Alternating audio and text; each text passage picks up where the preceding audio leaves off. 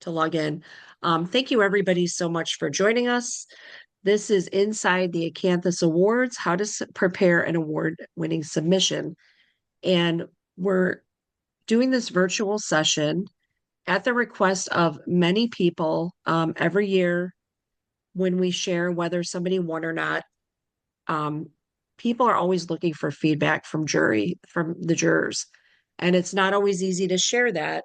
And we just really thought this year, what can we do to make this a better award season? And how can we better educate people? What is the jury looking for? Because that is the magic question here. So that's why we're all here today. I'd like to introduce our panelists. We have Barbara Eberlein. Barbara is the president and creative director of Eberlein Design Consultants. Barbara is on the National Board of Directors for ICAA, correct? Okay. Barbara has been a dear friend. She has been a past juror and has a lot of wisdom to share with this group. She also was part of Russell Wyndham and Barbara created a video that are instructions to jury, which is sharing with jurors how the criteria, and that is a link that I'm going to share with you all as well, but it has a lot of important information. Yeah. We also have Steve Ekman, who we just adore, founder and principal of Ekman Design Studio. Steve is the president of the Rocky Mountain chapter, and Steve has also been a jury chair for our chapter. And last but definitely not least, our friend Alison Strickler. Alison is the marketing director of Hollander Design. And Hollander is the Award of Arete recipient and the recipient of several Acanthus Awards, as well as many other awards.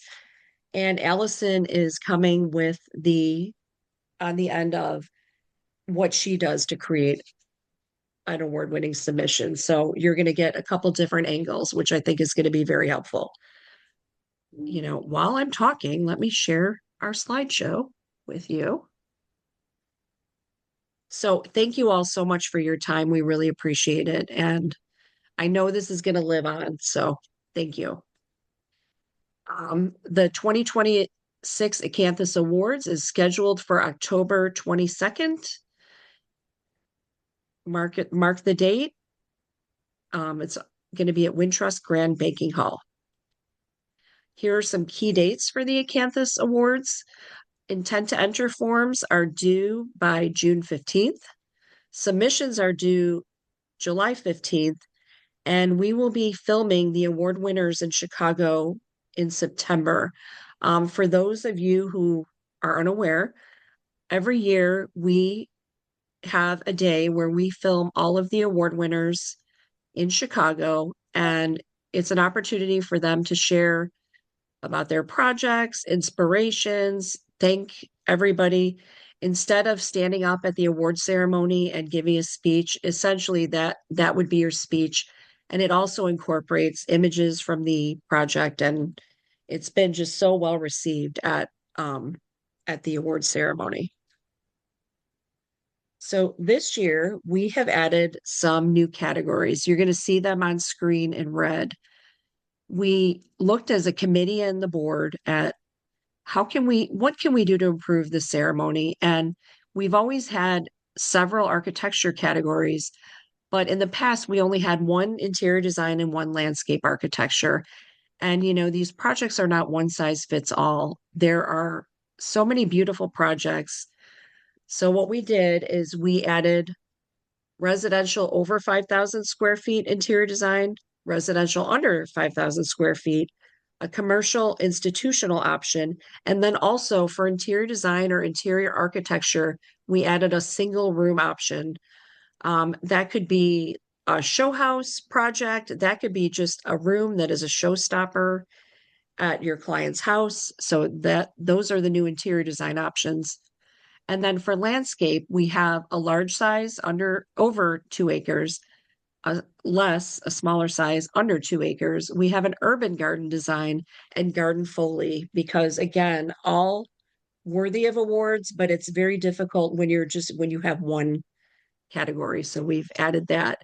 And then we've also, instead of just allied arts, we have split that into allied arts, which is more like murals and what you would consider allied arts. And then we have building arts and craftsmanship, which is more of a, Steve, can you help me describe that?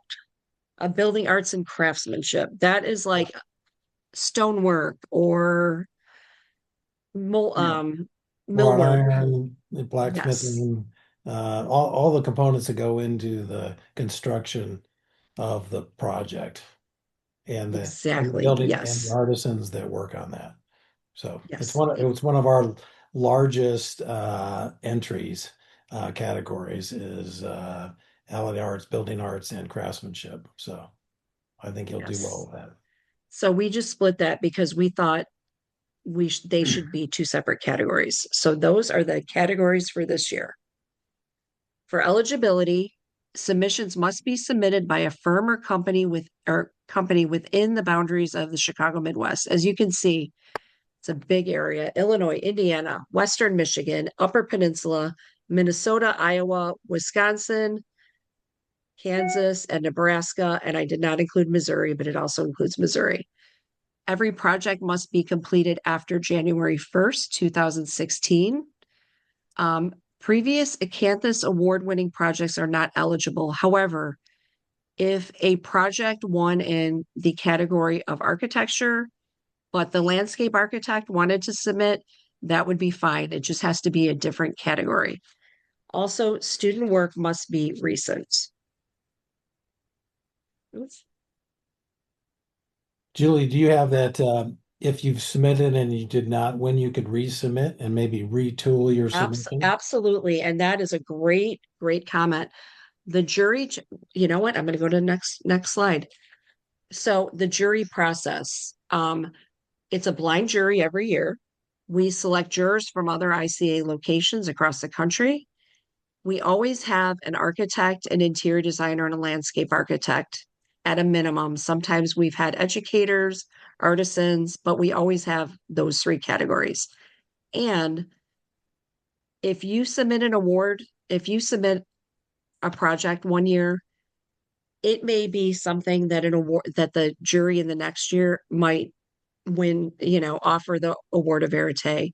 I We've seen that happen. We definitely encourage you always, please consider resubmitting because the jury changes, so does, you know, what what they're looking at. So definitely.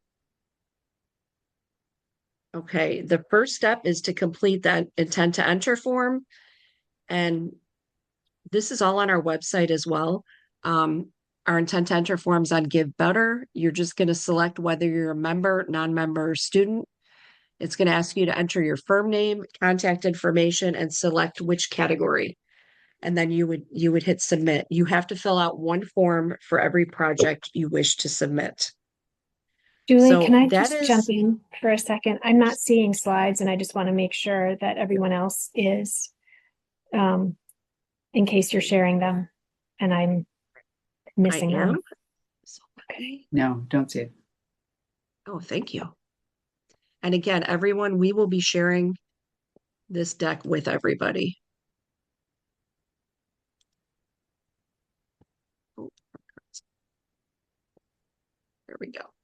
So Oh, that's great. this is what the intent to enter form looks like. And you're just going to follow the instructions. You have to fill out one form for every project you wish to submit. And then I am going to pass this on to Steve and Barbara that are going to talk about understanding the core values of the classical language. All right, I'll start with sort of the definitions.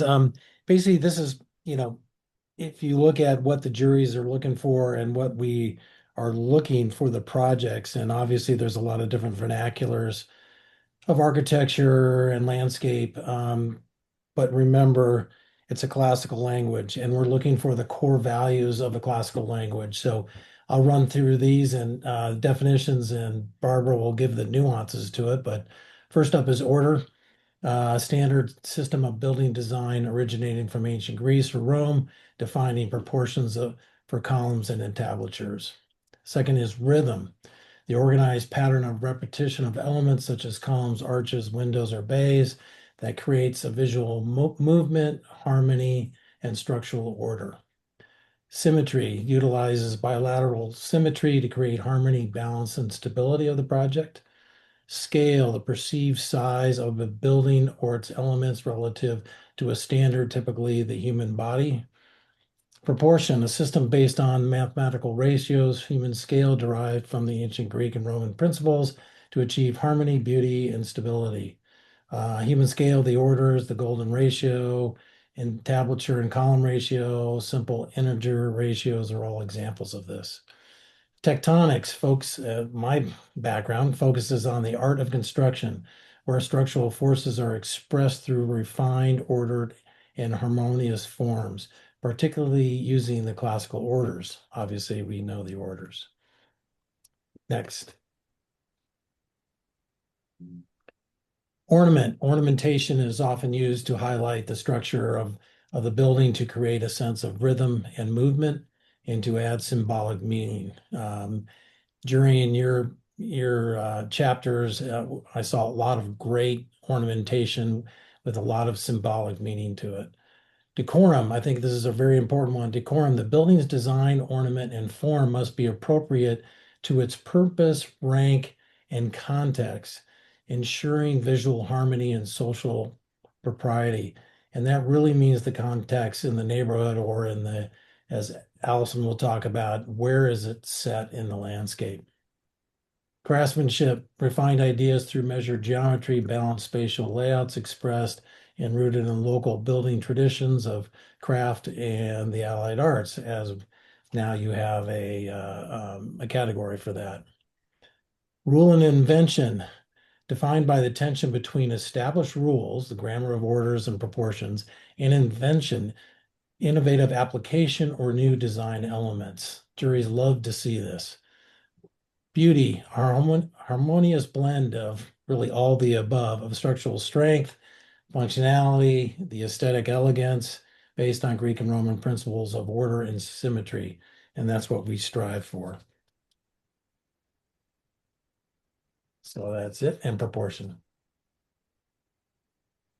It's interesting. I just wanted to add a few things to what Steve outlined here, and that is we work really hard to build a well-balanced jury for every chapter awards competition, and that includes architects, interior designers, landscape architects, and then a host of other people. Juries typically are between 3 and 5 people, and the conversation that happens within the juries about what is it, how is it different, why is it important, what's notable about it, what can we learn from it, and how specifically are we defining this as classical is always interesting. So for those of us who are interior design, when we get to the interior design category, the architects always look at us and say, uh-oh, now it doesn't have columns. So how is it classical? But if you go back to those very first definitions, that real fundamental, that list, where you're talking about rhythm and symmetry and scale and proportion, and I'm going to add punctuation and focus and dynamic energy, all of those things are expressed in the building arts in general, in architecture, in landscape architecture, in interior design, in every bit of craft that goes into it. So if you're trying to build a submission that talks about what's unique about your project, focus on an inclusive definition of those key core values. Excellent point. And remember, it's the language and how you use that language. It's not about the vernacular that you're about. I mean, each chapter has that. Rocky Mountain region has a lot of different vernaculars that are different than Chicago.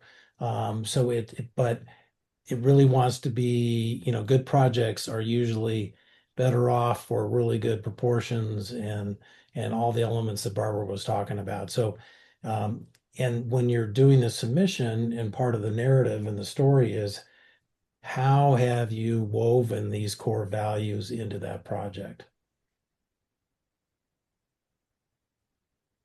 Okay, Julie. You see this? Can you see the slide? Yep. Yes. Okay, perfect. So if we want to, Steve or Barbara, cover that, and then we'll show some examples of some strong submissions. Sure, I can jump in. Awesome. One of the most important things for juries to understand, and I'm saying this only because I've done the awards for every chapter except for one, and several of them several times, and the Arthur Ross Awards and the Palladio Awards and a lot of others. I want to be swept away by your narrative. I want to know before I even look at the photographs, I want to know what you're thinking about. I want to know what your challenges were. I want to know about the ways that you overcame certain hurdles. I want to see creativity in action. And that's what we're talking about in the project narrative, the story, not just, we started with 3 bedrooms and they wanted to expand to 5 bedrooms, but what is absolutely unique about it that I can learn from as a professional that makes me say, wow, I'm going to pay attention to this project. And even more, I'm going to pay attention to this person who crafted that story. I want to be swept away by what you're telling me. One of the things that drives juries crazy, and you'll hear us talking back and forth about pitfalls and takeaways and advantages and disadvantages, but orient the jury right from the beginning. Don't make them work hard to figure out what you're talking about or where the structure is or whether or not it's an assemblage of the main house and 5 outbuildings on the property, or it's a singular space. But the plans, the site plans, the floor plans, and the elevations really matter. And for design, I think that furniture layouts and discussing those in detail are important. For landscape, please tell me what the plant materials are and why they're unique to that area and how they evolve throughout the seasons. I want to know that and just put it right in front of me and highlighted it. The imagery, I think we can all agree, photographs say a lot and not more than the story or the narrative, but equal to that. And we would rather see fewer and better than everything you've ever shot on that project, with the exception of the compelling, always compelling evolution of before, during, and after. Show me what the process is. Show me in a way that I can get excited about it. And whether or not you're showing before, during, and after photographs or an initial sketch that later got developed, that later got rendered, that later became built reality and was photographed, all of that gives a richness to our experience. And we only have a short period of time with your project. This is one of the hardest things. You've spent years crafting this, and we have, not that long to look at it and think about it in the context of the other projects. So, Steve, take it away with the. Well, I think, and I'm going to bring up what Allison brought up, but, remember the average is about 60 to 70, I think you were talking about, Julie, entries.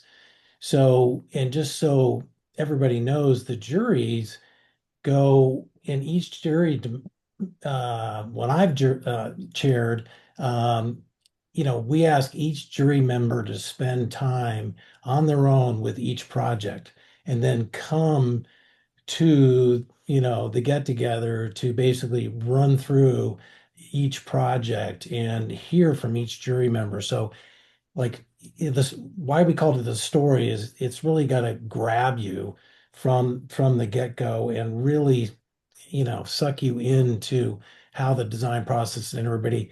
And what I would add to Barbara is the collaboration between the design team and the client is really important. And then the collaboration with special artisans and things like that. And Allison, you brought up, one of the things, it's the balance of the photography that is the wow or the money shots versus also those descriptive images that tell the story. And, don't forget about those, but don't give us 100 of those. But if there's some special element that you called out in a story, and I'll give you an example, please give a photograph of that or a sketch or something like that that we can relate in visually, because we're all visual on these on these juries. But that's really important to do. And I think the rest of it is we want to understand, every juror wants to understand each submission. And we're going to go through some strong submissions, but we had some examples. I'll give one quick story that Julie gave to a project in fantastic project. And the examples that the three of us went through, and one was an architecture submission and one was a landscape submission. And the architecture submission basically had just photographs, no plans, no elevations. So it was very hard for us to get the context of the site, the relationships of the rooms, or anything like that. But then along came the landscape submission, which was great. And the narrative is more descriptive on the architecture, gave the precedent. Really, we understood the project. You gave plans, elevations, and it really talked back to the architecture, but the architecture submission alone was not strong enough because it was missing the narrative and because it was missing those sketches and plans and elevations. So it's a fantastic project, and the imagery was stunning, but as Barbara said, we're here for a short amount of time looking at the submission. We could not put the dots together on the submission, even though the photography, is amazing. So something to remember. Okay, so let's share. We have two examples of architecture, one of interior design and one of landscape architecture. So Steve, take it away. I'm on first. Okay, so this is a project I think it was a winner it should be a winner. These are Um, all award-winning These projects. are okay. And I just highlighted the narrative, as a jury member, and the story was great, but as you'll see, the progression, and we condensed this, but the progression of the submission took me through the house. The story gave me the initial context, story, precedent, and intent. Then the next thing gave me basically the decorum. Hang on one second, go back. It, in just one page of narrative gave me the decorum, scale, proportion, and craftsmanship. I already had a visual in my head how this house and everything was going to lay out. And then it told me about the team and the collaboration and what was going on and how the clients wanted to live in this house, all in basically 3 paragraphs. And then it gave me a front shot. When you're looking at this front shot, okay, I want to see more. I've really seen some things that I'm focusing on in this front shot.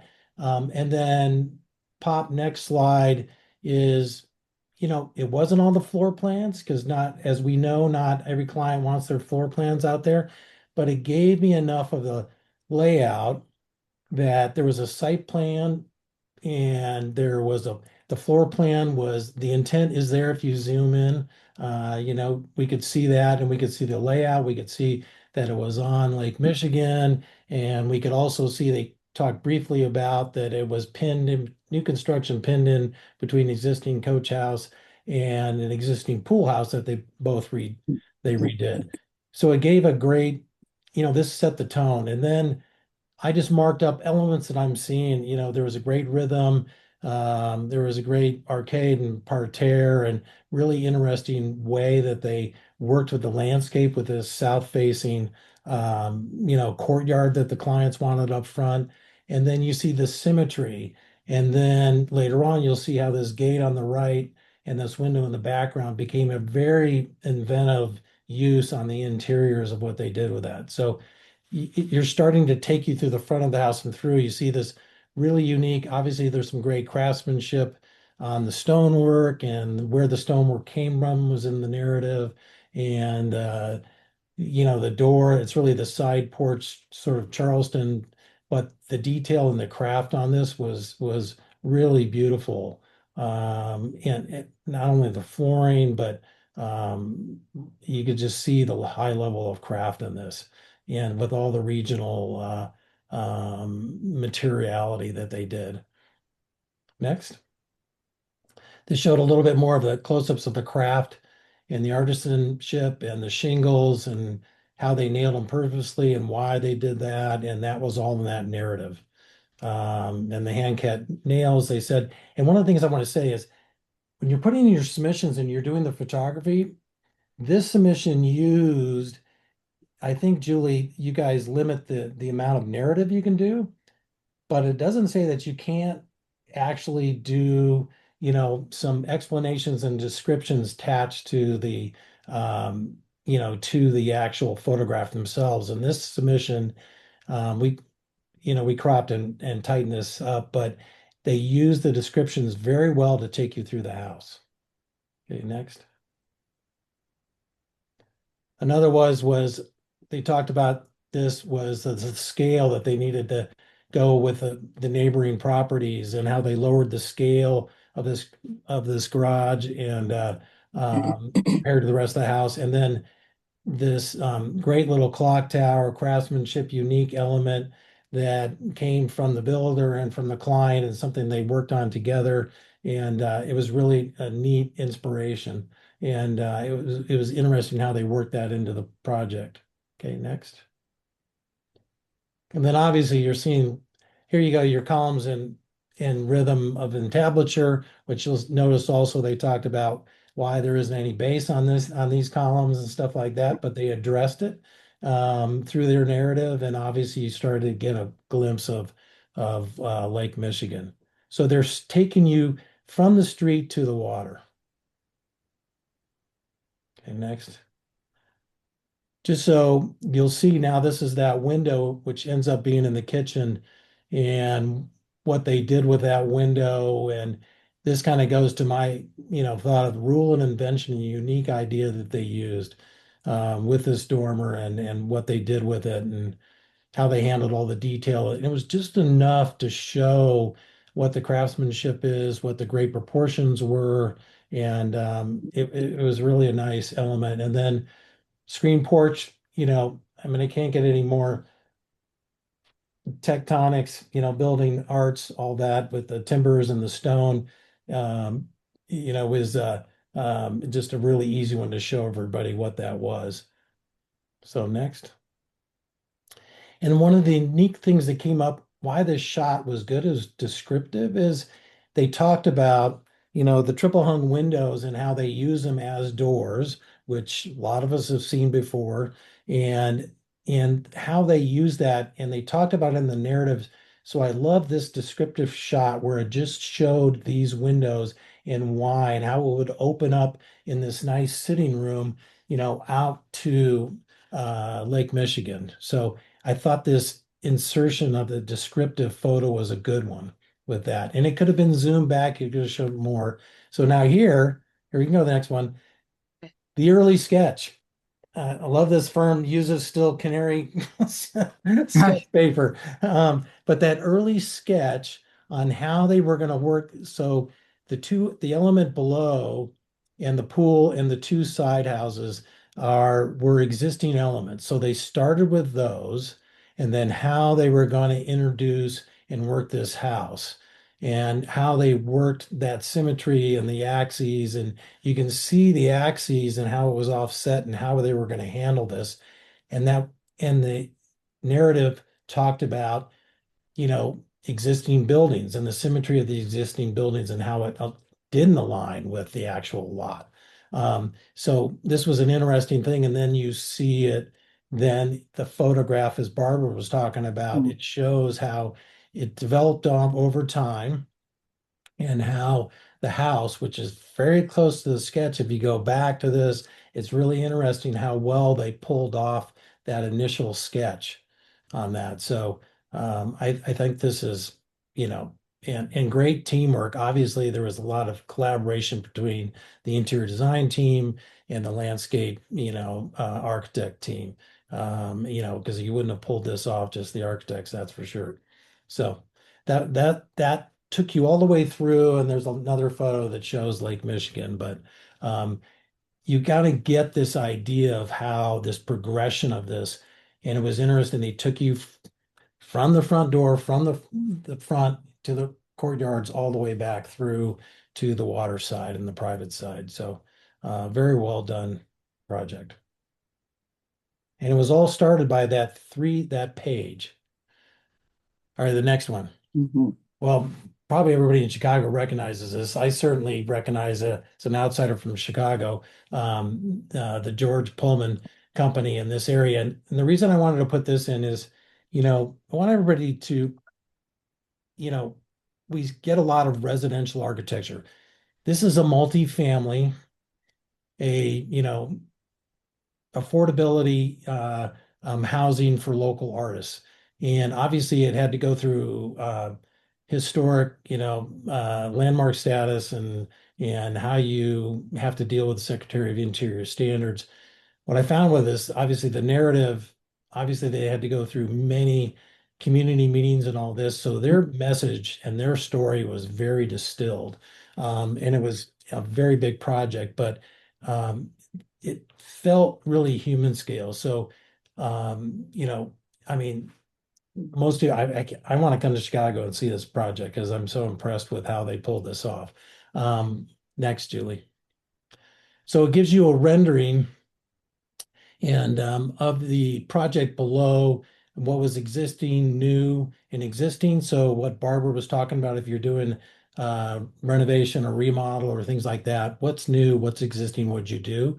And what's interesting on the up above is you start to see the materiality and the tectonics and the dotted lines, which you see on the header below the brick header, but above the window header and the floor plates are actually dark bricks, which you'll see, and which was part of the original. And so you start to see the tectonics, which actually blends the massing of the two. It's two bookended historic structures that they're restored, and then the new building infill in between.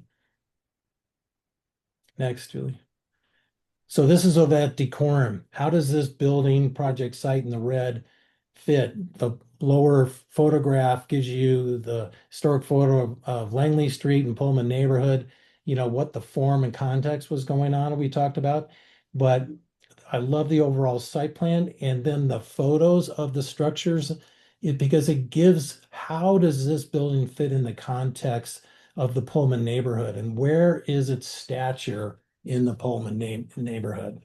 And that's what this is a great feed with this. Then it gives you sort of that close up of the block and it gives you some of the floor plans. You can zoom in these days with tablets or screens to see this, but it also then gives you a shot of now you're seeing a glimpse of the infill project and then the restoration of one of the corner buildings.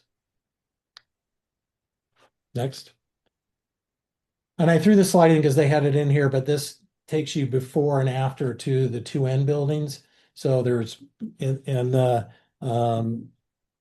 this was multifamily, but it certainly could have been, broken up into historic preservation and restoration work too. So you can see the before and after, but the after the lower right, what you notice is how what they found with the detailing on the brick, the mansard roofs, the dormers, the rhythm of the windows, and what they did when you're working with the Secretary of Interior standards of its own time, it is what it is, and the simplicity, but it's also, we're talking about a project that had a limited budget.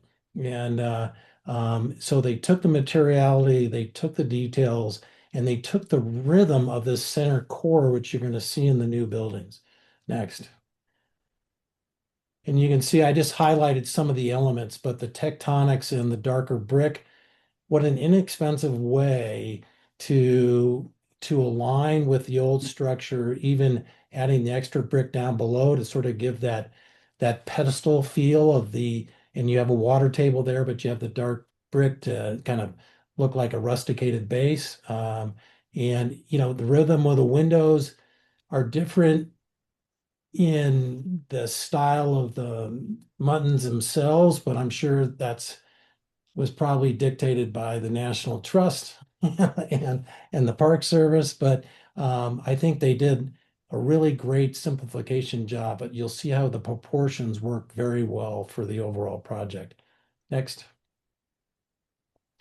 And this starts to give you how these end buildings, and you can see this first element on the left is their new element where they took this sort of rhythm, proportion, and order, and you'll see how they did this on the full size scale. Next. Oh, then last. Oh, we jumped one. Oh, there's a missing slide. Anyway, I love this at the end is their last slide was seeing the actual two shots of artists and the interiors and how they're living in the space. And I think, one of the things we want to have fun with these submissions and this just the usability and how well, look at how much light that is being brought into that artist loft and living space and look what the two different artists are doing with the spaces. I think this is really important to show in this sort of multifamily submission. So it's well done.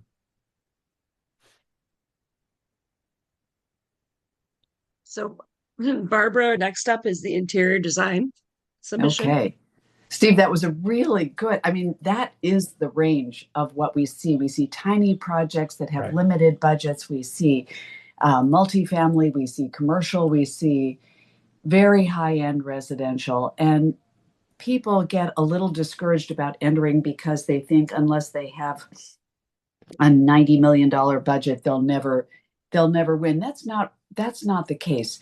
The important thing for jurors is seeing creativity, sensitivity, craft, and a sense of joy in how the designer has approached a project. So we're just going to look at one example of an interior project. And obviously this has a substantial budget, but as we go through, I'll try to say things about why it you could have gotten the same effect or the same result award-wise at a lesser price tag. So this is a very luxurious, beautiful interior historic building, and we'll start to go through it.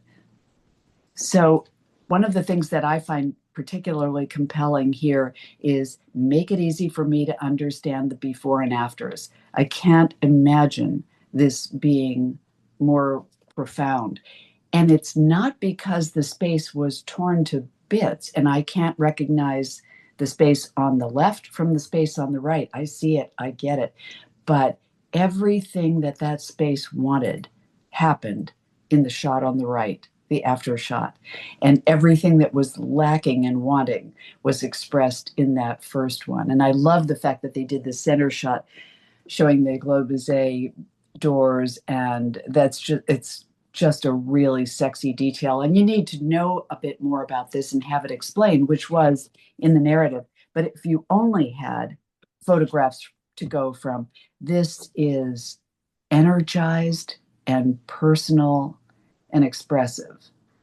And one of the things that is really tricky with interior design projects too is that the jury needs to be seduced, just like the client needs to be seduced. I need to be invited into this space.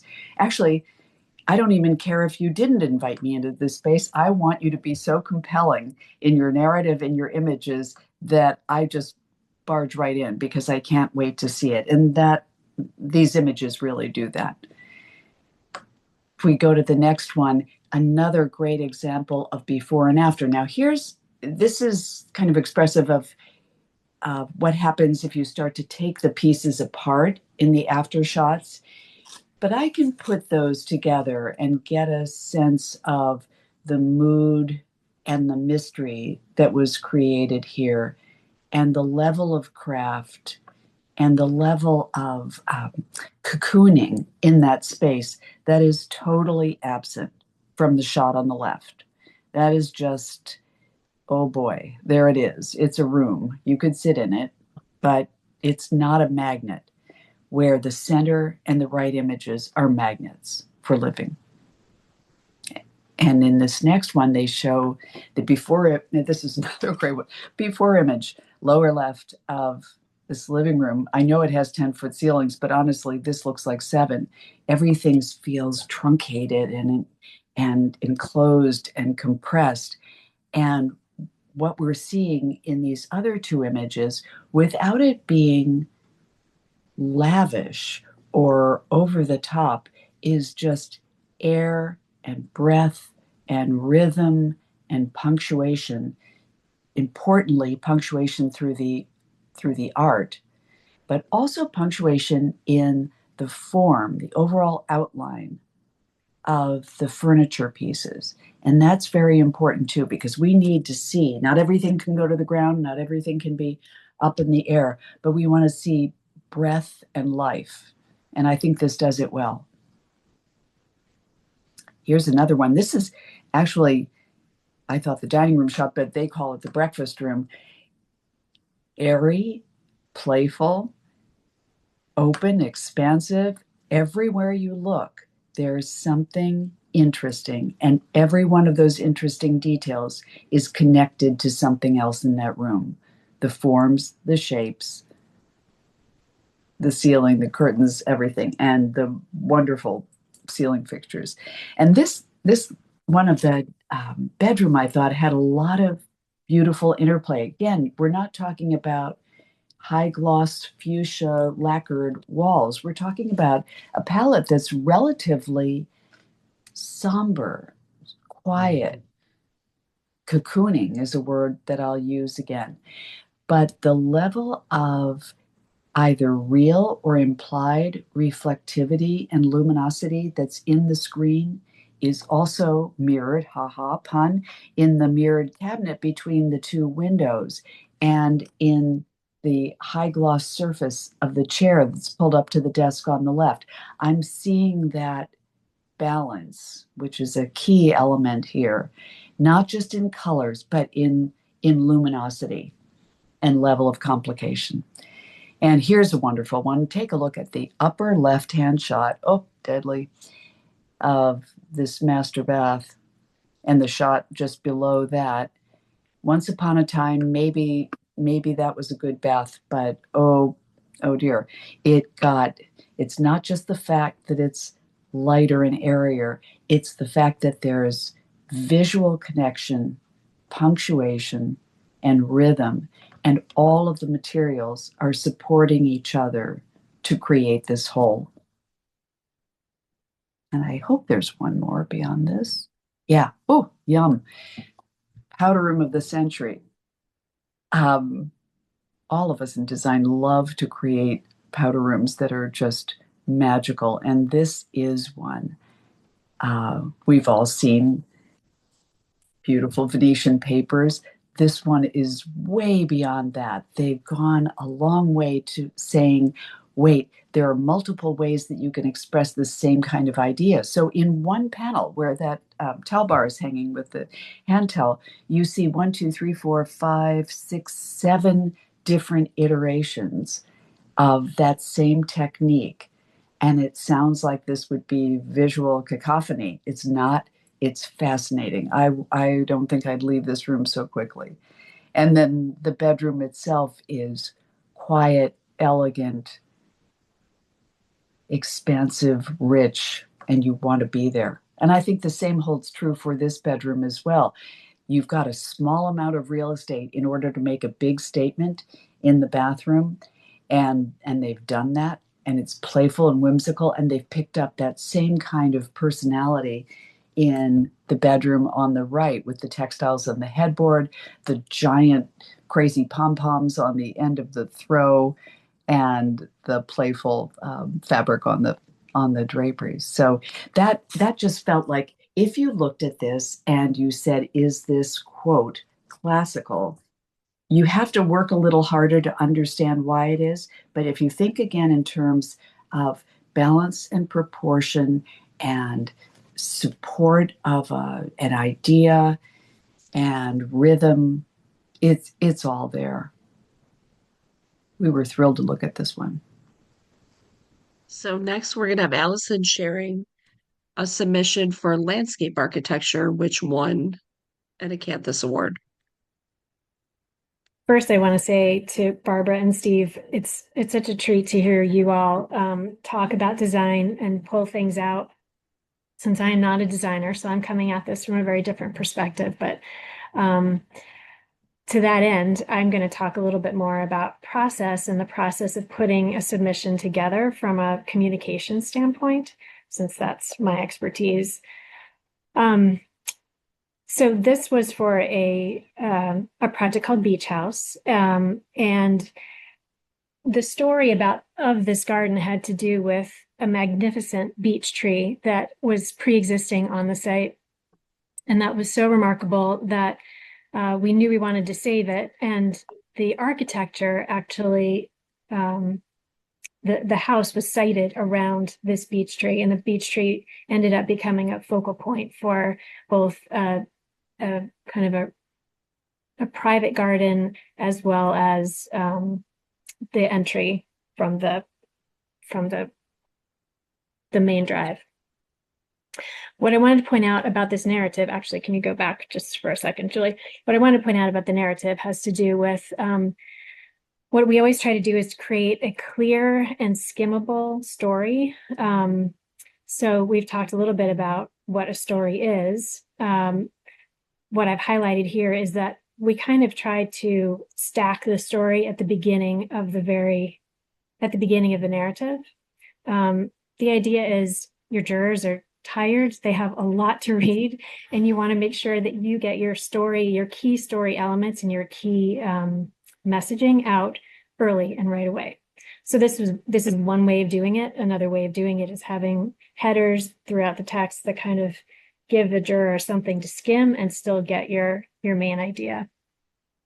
And when we're talking about story, which we did a little bit, I like to think of story as in this for submissions as context, number one, number two, the challenge or inspiration, and number three, the response. So anytime we're putting together a story, we're making sure to hit all three of those in one way or another.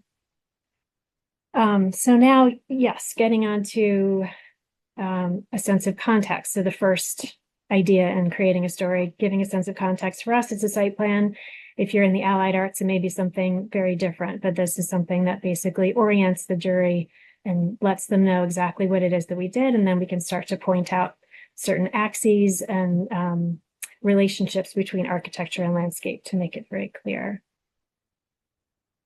And then going on to the images and captions, we always make a point of what I want to say is being really obvious about what it is, about what the juror is seeing and how it relates to the criteria and the core values of the ICAA.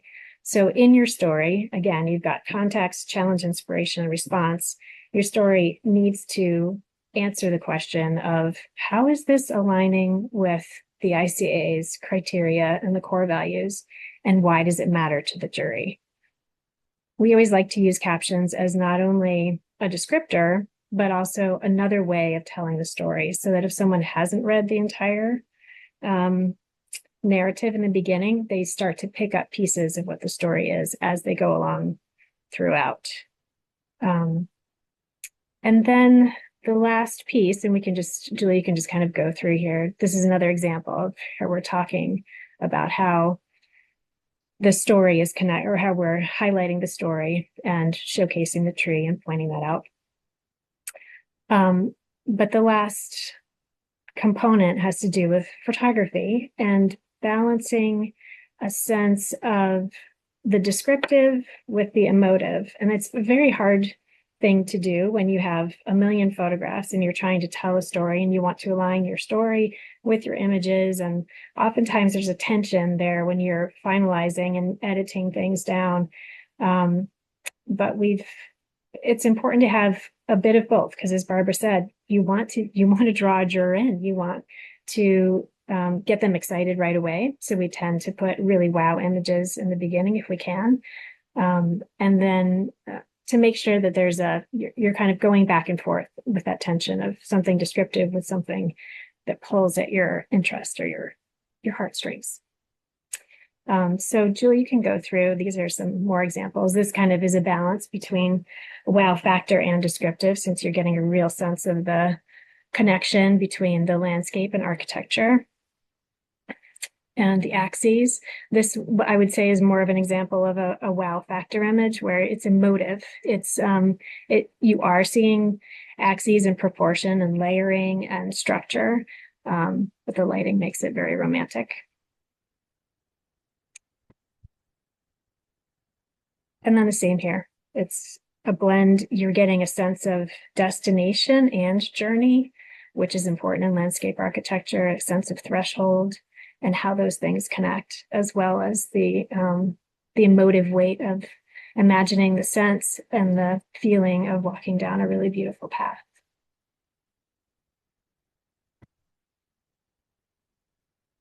I think there's one more maybe after this. And I guess the only other thing I wanted to point out, yeah, this was the last one, is that is something Barbara mentioned also. We edit ruthlessly. We go through and oftentimes we're not submitting the maximum number of images. You really want to think about how you can tell your story in the least number of images possible, and then add on from there instead of the reverse. So next up, we have pitfalls, and everybody has a slide. So this is what to look out for when you're creating a submission. Oh my goodness, yes, indeed.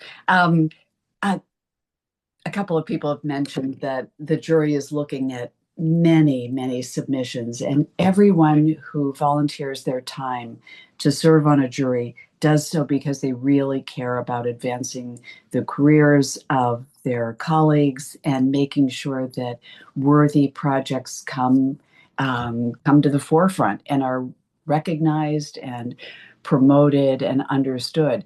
So the things that sort of trip juries up and slow them down and bog them down, which is the opposite of what you want, is incomplete, inconsistent drawings. I want to see clear, crisp, consistent. I want to see line weight that makes me understand immediately what you're talking about. I do not want a wall to be the same thickness or the same style as a chair. I just be expressive. One of the things I think about is if I didn't write a single word and you didn't know anything about this program, could you look at my drawings and say, I get it? That's what I want to see.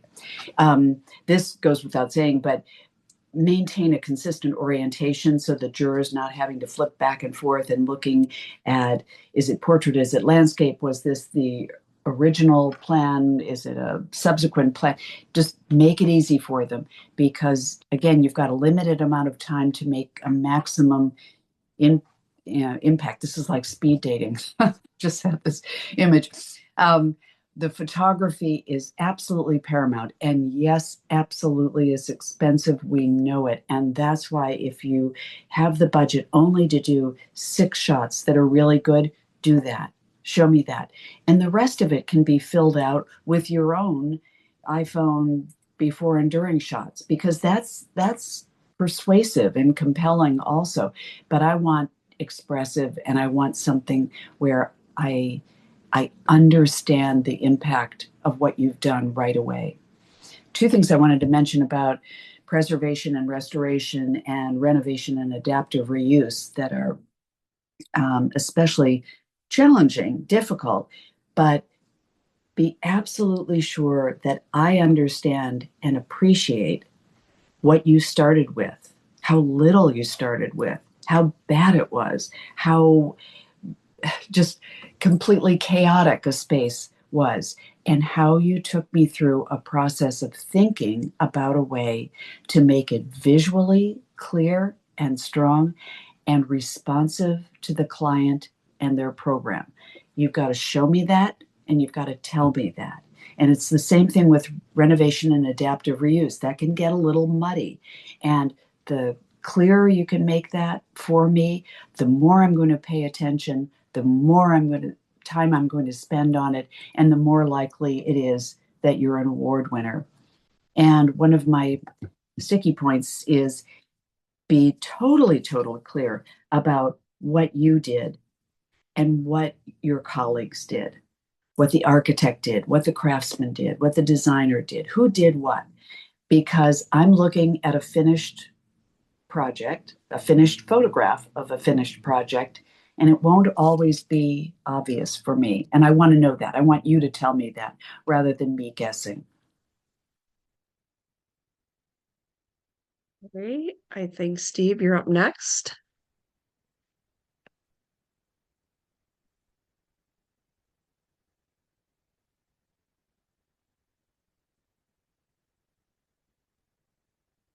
Steve, I think you're on mute. Oh,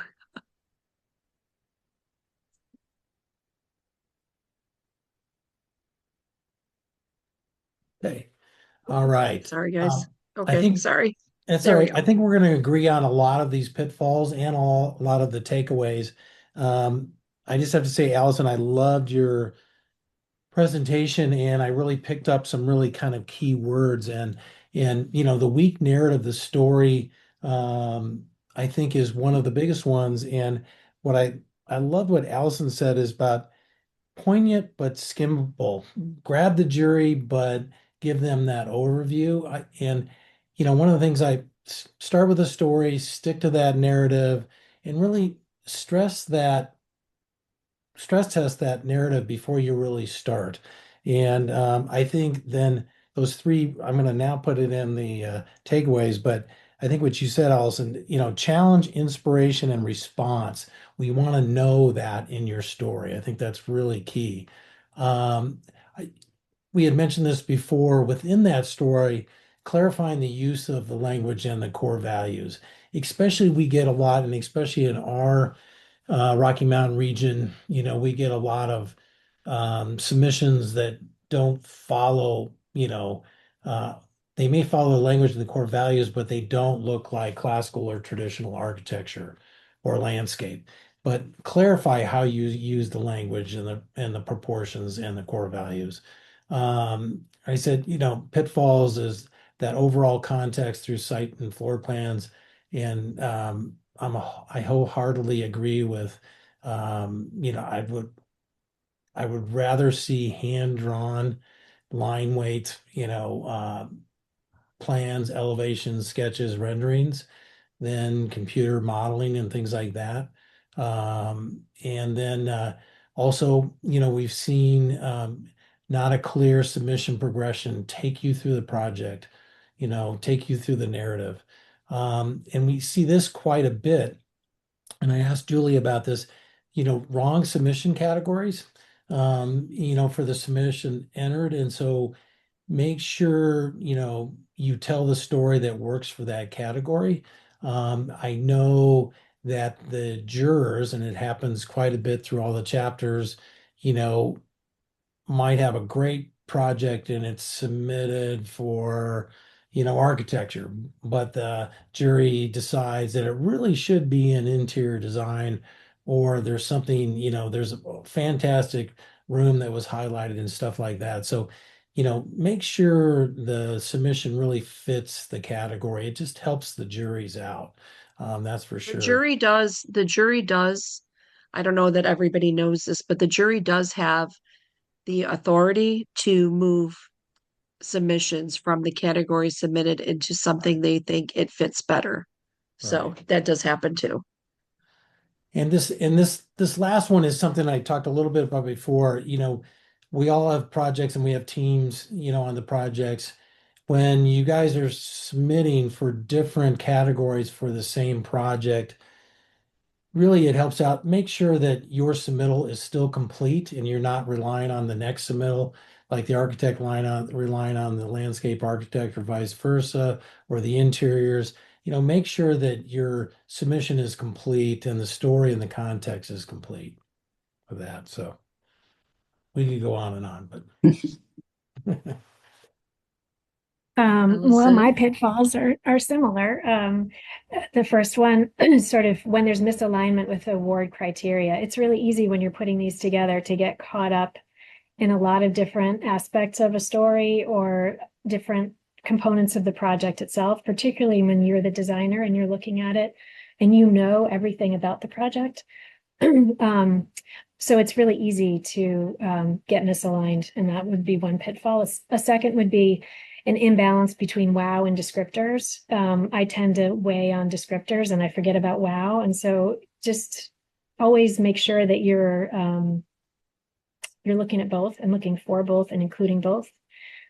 A third pitfall would be not editing enough, not being ruthless enough in how you're getting rid of images or selecting them, really thinking through carefully about what each image is doing for you, and having a third party look at that and give you that feedback is very valuable.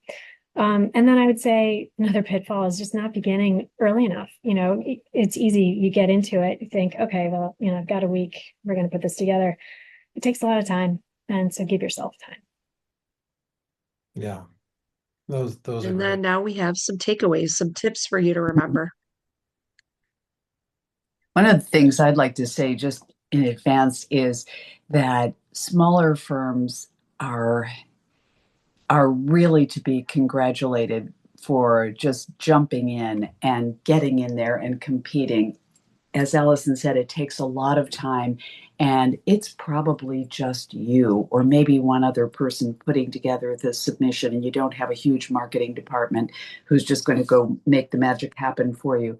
That's when you really need to plan in advance and take your time so that you're not dialing off a submission that doesn't reflect the amount of care that you've clearly put into the project. And you want the submission to be as detailed and expressive and professional and compelling as the project itself. So just to quickly go through these, a compelling narrative. The jurors are there because really, truly, they care about you, your process, how you got to a successful completion. They wouldn't be there if they didn't really care about it, and they want to recognize you. So just make sure that you give them as much as you possibly can right at the beginning. And I think that one of the things for all of us is that you need to explain how you integrated or interpreted client expectations, which can be very different from the way you would have approached this project in a vacuum. You're never in a vacuum. You're always responding. You're a problem solver. That's why you're in design. So tell me why, and tell me how you got yourself feeling really good about your ability to combine these two goals, yours and the clients. And for more modest projects, this is really important. Tell me how, with a modest size project or a modest budget or an extremely difficult time constraint or physical constraint, tell me what you did to amplify the impact of this project. This is really important. I would pay attention to 2 great rooms before 20 okay rooms. That's not what's going to make the difference. It's how much you show me that you've taken a lot of challenges and crafted those into something that's really memorable. And one of the things that Steve showed before was this initial concept through design development to the final images. That's just like catnip for everybody. That's what we all love to see, and that's what we all do every day. So we want to see other people enjoying that process too. There are some projects where constraints aren't terribly obvious. This happens a lot in preservation and adaptive reuse in particular. Explain it to me. Don't assume that I'm going to know that. You've been living with those constraints for 5 years and solving them, but I don't have that kind of time. And to the extent that you can take my hand and walk me through that process, it's really appreciated because I want to understand. Landscape architecture. I am not a landscape architect. I don't know how they do it. I think they're the heroes of this of this profession, watching Mother Nature create things and then take them away. But tell me how the composition that I'm looking at changes through the seasons. If I'm not a professional in this field, I won't know how difficult that is, and I want to know. And lastly, in interior design, just start with start by telling me what you inherited architecturally and what you had to keep and what you could change and how you did it. But also, for example, we work with a lot of collectors and their art collection is extremely important to them, their collection of modern furniture or antiques or something else. Tell me what you did to craft an environment that would highlight those collections. Very good. Some of these we've talked a lot about, but you know, um, start with the submission with the narrative, as we talked about. We're obviously hammering about the story. I will tell you a quick story on this. Our last Benedict Awards, Damien from Ferguson Schmamian was our lead juror, and I happened to give him a tour of a project that we did, and he said, "This is your project," and it was one we had entered. But he told me about that the story was not strong enough, that he learned more about the house and the story in 2 minutes with the client than he did in our submission. And it was really a great takeaway for me and my team. And listen, Barbara said, I'm a small office, 6 people, 7 on a good day. And, so it's 1 or 2 people, but make sure that you're taking your story and your narrative and share it was outside of the firm or somebody else in the firm. And, like Allison is talking about, that they can understand that the story is strong. So as I said, progression of submission, as Barbara said, show your design process, overall context. We want to see those sketches. I love seeing the early sketch and how that really worked out, or how constraints, an early sketch and how it evolved to something else too. And as we've said, remember we have a short time, but you guys have lived with your projects for years, sometimes many years, and you've got to introduce us to that project with fresh eyes and enthusiasm for us to get enthralled in a short amount of time. And for the small firms, I'm a small firm, it, you know, hey, you have pride in taking these projects from start to finish, and pride in a good project will come out in the submission if you follow these instructions, and have fun with the submittal. And please don't be afraid to submit. I'm glad that Julie in the Chicago chapter is doing the one room interior submittal. I mean, if you haven't submitted before, get your feet wet. I hope in a lot that you'll get feedback on your submissions. Damien's submission, feedback to me was priceless to myself and my team. And then we went back and looked at that story and said, "Oh my gosh, we didn't tell the whole story." I want everybody to submit, big or small firms, and also the difference in the diversity of projects.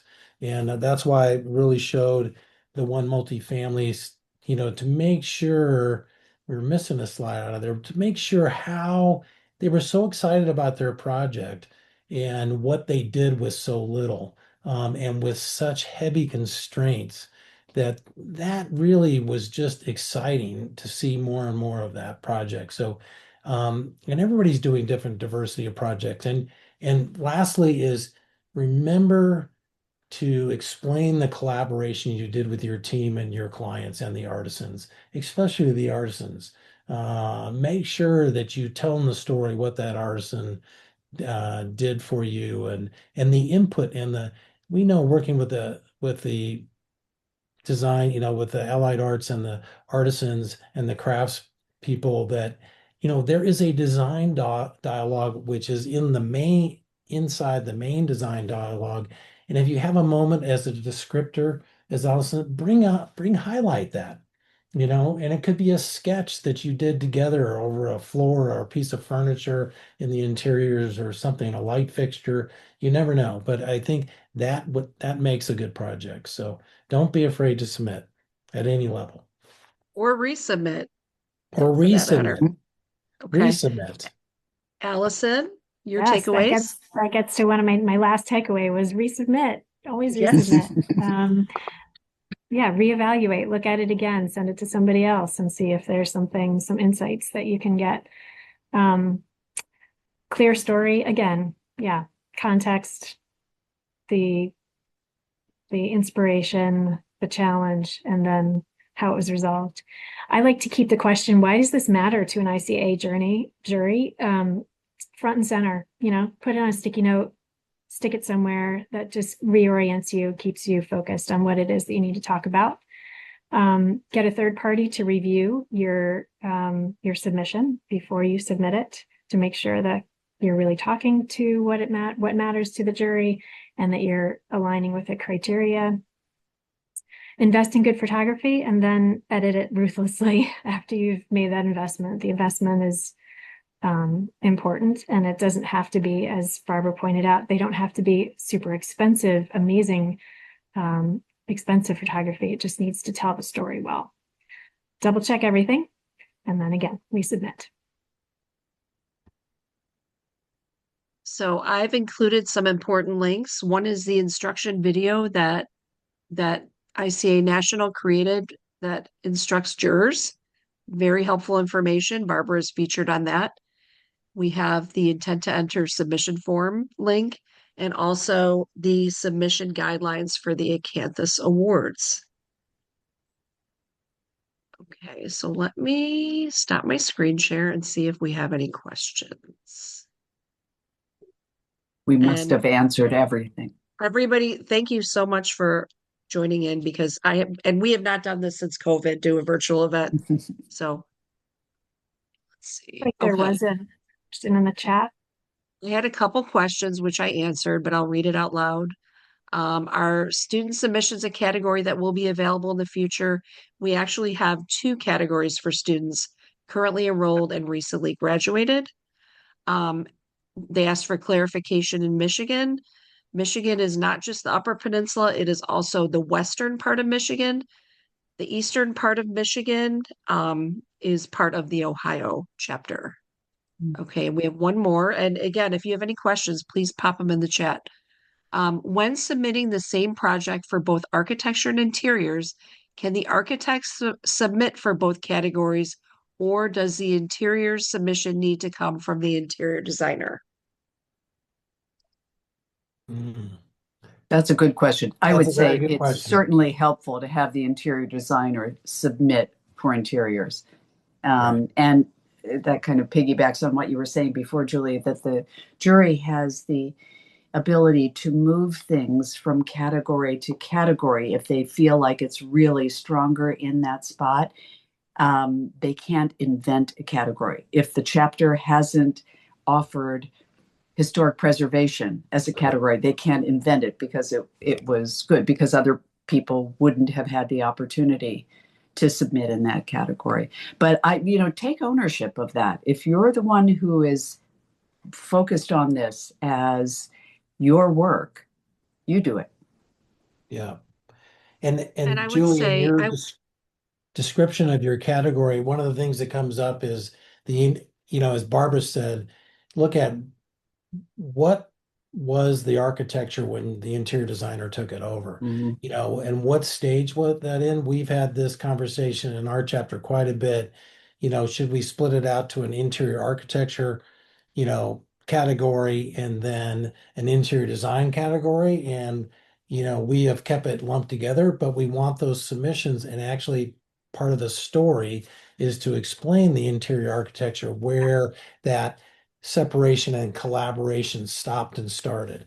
And that's something for the chapter to talk about, but we've had this come up several times with submissions. So I think if an architect submitted for an interior designer, the interior designer would need to be named as the winner.